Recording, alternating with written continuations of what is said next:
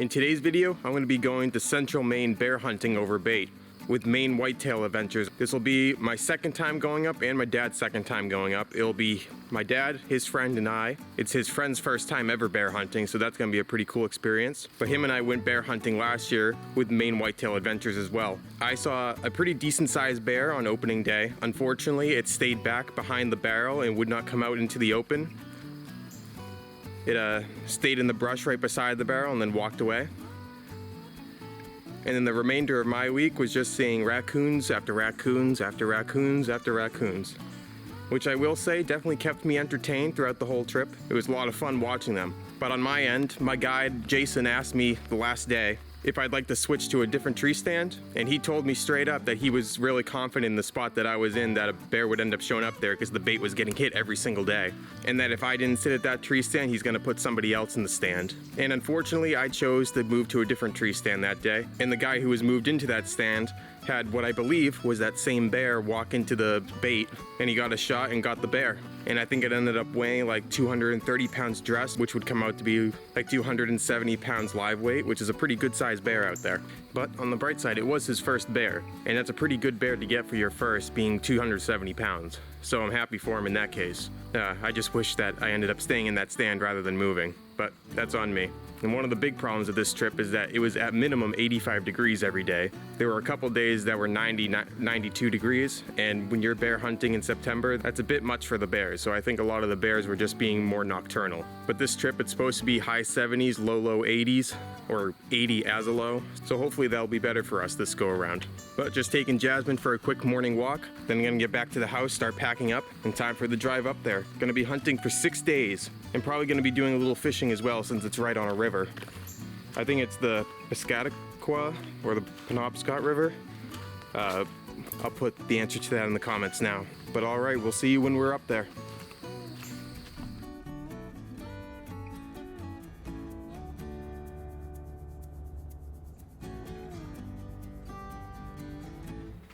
All right, we are here. We have made it up to the cabin. Seems like they've remodeled since we were here last year, but we've just got settled in. We're gonna go test fire the rifles, and I'll see you all in the morning.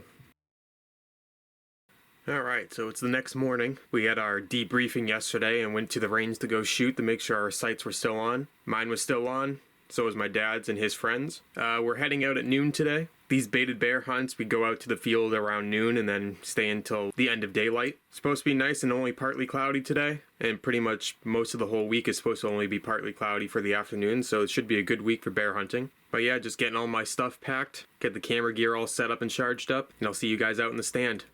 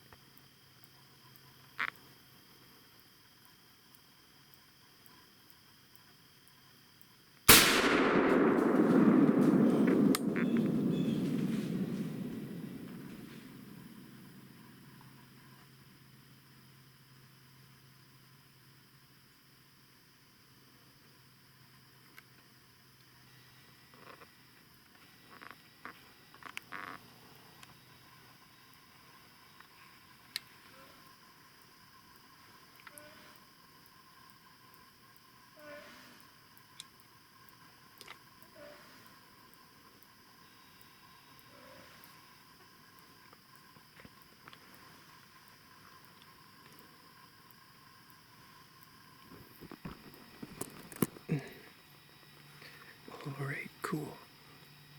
It's a pretty decent sized bear, probably, I don't know. I'm gonna guess a little over 100 pounds. Bigger than the one I got in the Berkshires last year, so I'm happy with that. Got great footage of it. I actually didn't even know it was there until he walked right out of the trees on the left side there. Never heard him or nothing. He's dead. He was just death moaning right in the woods off to the side of the barrel, but when he came out he was like looking in my direction, so I didn't know if he saw me up here. He was probably looking at me for probably, I don't know, felt like forever, but I think it was only like 10-20 seconds before I got the camera on him. Awesome. Alright. Well, I know he's right down there, so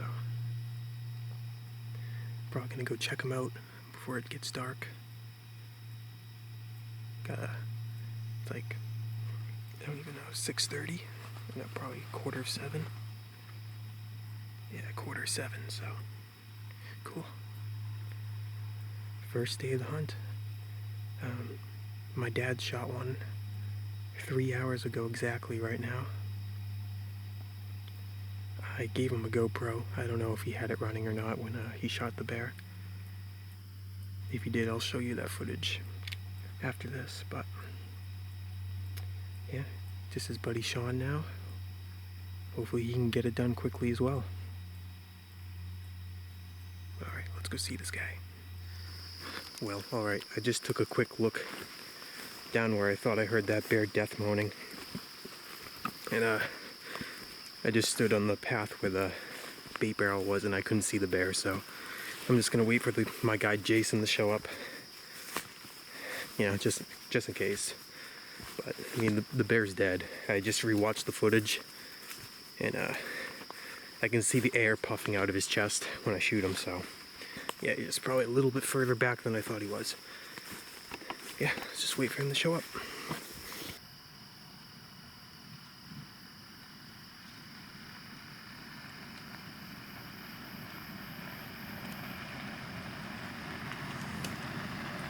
Find it if you just walk in there. Alright, cool.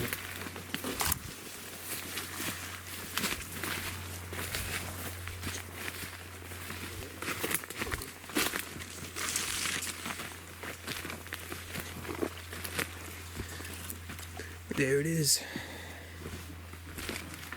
Cool.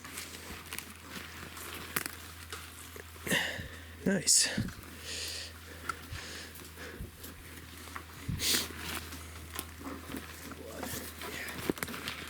Shoulder shot. Was that the exit hole? Yeah, that's the exit. Awesome. Boom. Didn't go far at all. No, not at all. Believe it or not, though, this is the furthest track job of the three. Really? His just went down. His went maybe 8 yards. Oh. We'll call this 20. Thanks. Yeah, good job, Chris. Thanks. Nice shooting. Yeah.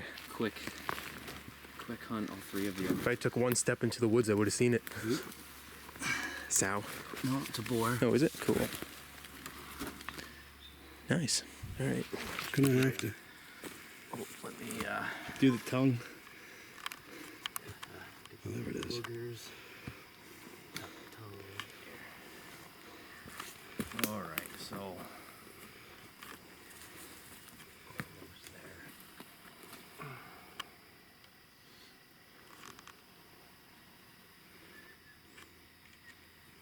Mine and your shot are almost the exact same. Yeah, seems like it.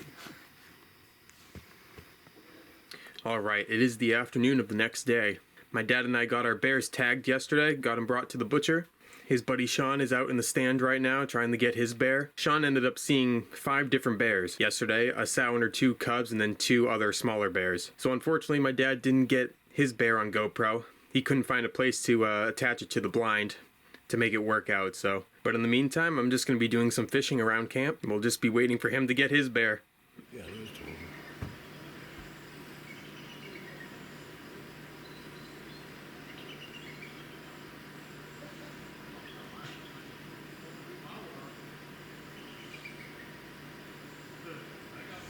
All right, so we have made it back home. So in the end, all 3 of us ended up getting our bears. My dad's friend Sean ended up getting his bear on Thursday night, so on the 4th night. He did get it on GoPro. It was a small bear, and with the distance the barrel was from the stand, it was just a little pixelated dot way in the background, so I didn't end up saving it to show you guys. But overall, it was a very successful and fun trip, and I would like to thank Jason and Jessica with Maine Whitetail Adventures for making this trip as great as it was, between the great cooking from Jessica and the great guiding from Jason. It was a lot of fun, and my dad and I will definitely go back at some point in the future, hopefully. But if any of you guys are interested in a baited bear hunt up in Maine, put a link to their website in the description below. Unfortunately though, when I brought my bear and my dad's bear to the butcher, I forgot to ask them to save the fat on the bear so I could render it down into bear grease. But luckily the other guys at camp all also got bears, and a couple of their bears were really fat, and I helped them butcher their bears at camp. And as a thanks, they gave me a bag of bear fat from their bears to render down. So, I'm gonna get into the kitchen, get that rendered down, and it's time to make some steaks and some bear grease. See you guys in the kitchen. Alright, so it's time to render down this bear fat. So, I got my gallon bag of bear fat here. I'm just gonna take it out piece by piece and slice it up into 1/2-inch-ish cubes.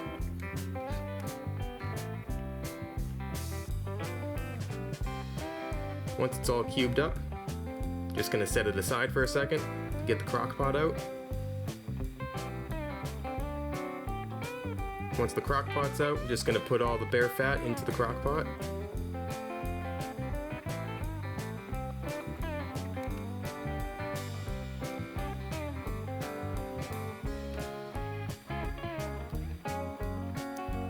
Gonna attempt to lay it out evenly.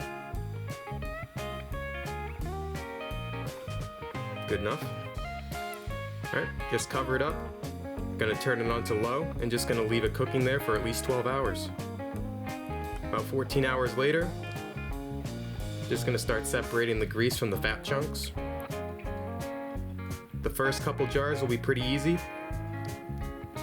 Just gonna get my jars out with a strainer and try to pour it in. I have the plate underneath to catch anything that I happen to miss.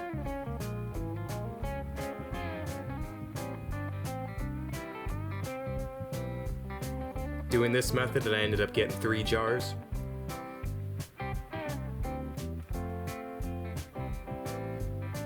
But once you get down to the lower amounts, it gets harder to do without the chunks falling in and clogging it up. So, just gonna set these ones in the fridge first, let them start cooling down.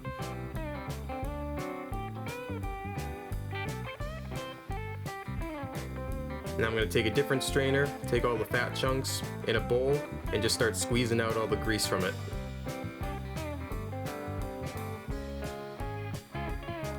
And once I'm satisfied and I think I got most of the grease out, I'm just going to set that aside. Put the rest of the grease into the jars. And set those jars into the fridge as well.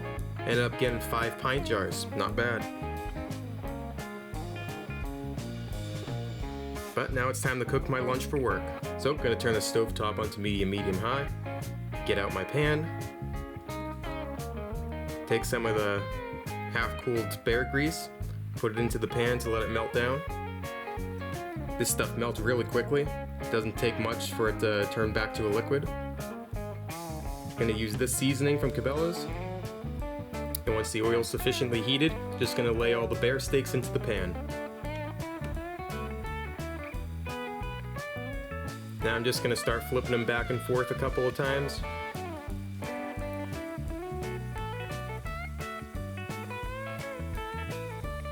And I don't really know how much time I had it in here to reach the sufficient temperature, but bear meat has to be at least 160, 165 degrees to be safe to eat, if you're frying it this way. There we have it. The bear steaks are done. Just going to put it into the tray. Dump the bear grease onto it, and there's my lunch. Tastes like steak mixed with bacon.